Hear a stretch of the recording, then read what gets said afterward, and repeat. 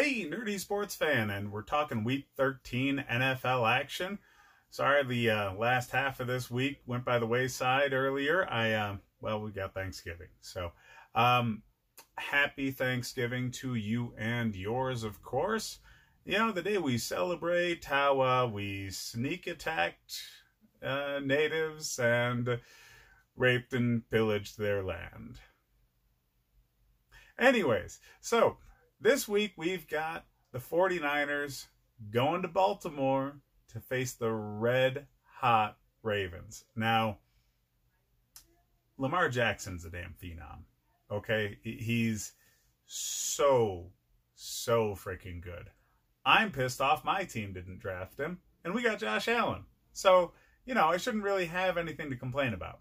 But, anyways, this offense is quite unique, and by quite unique, I mean run by two quarterbacks in the league, roughly. It's similar sorts of concepts. So, college concepts, quarterback power runs, quarterback sweeps. Yeah, there's run-pass option, but adding planned runs along with the run-pass option is a wrinkle that NFL defenses normally don't have to prepare for at all. So making an NFL defense prepare for that takes away from their prep time for other things. So when you have a very multiple offense like the Ravens do, where the running game and the passing game are very effective, I don't care how good your defense is. That's a nightmare to deal with.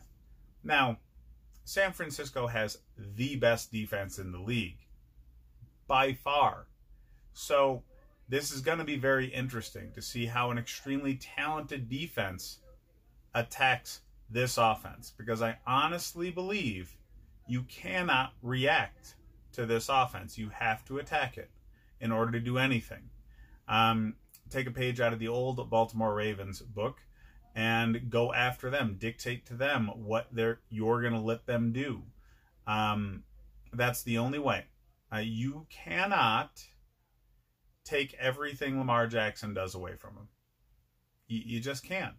It's a matter of containment and, you know, giving him what you feel like giving him and hoping your offense puts enough points on the board to, you know, make a difference. I don't see that happening. I just don't. As good as San Francisco is, Baltimore is on a special kind of tear right now. This offense is dynamic. Nobody can deal with it. And in spite of San Francisco likely being the most able to contain this offense, it's still not going to be enough. I see Lamar Jackson ushering in the second loss for the 49ers. It's not going to be an easy game, but they just stack up better. 49ers have a very traditional set, both their offense and their defense. They just executed intensely well. Whereas the Ravens are bringing a wrinkle in that nobody's had to deal with for years as far as an NFL player goes. Lamar Jackson's an X factor. Now, do they have X factors on San Francisco's side? Sure. They've got George Kittle. George Kittle's the best tight end in the league. Nobody can match up with that dude. But he needs Jimmy G to get him the ball. Jimmy G needs the offensive line to be extremely effective to get the ball out. Whereas the Ravens, the moment the ball is snapped, it's in the hands of the most dangerous man on the field. And that's the difference we're talking about.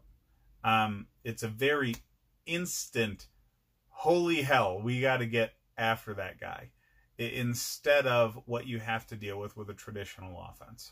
So it's dangerous. The only worry for Baltimore is Lamar Jackson getting injured. So San Francisco better hope that happens early in the game, you know? But I doubt it. The Ravens are protecting Lamar Jackson as best you can, considering what they're doing with their offense. And with Mark Ingram in the fold, they're running the ball enough to keep the defensive line off balance. And I really just see this as being a very one-sided game. San Francisco's got Fred Warner. Sure, he's great, but they don't have Quan Alexander anymore. So, you know, there's one less talented linebacker that's got all of the speed and ability that you want.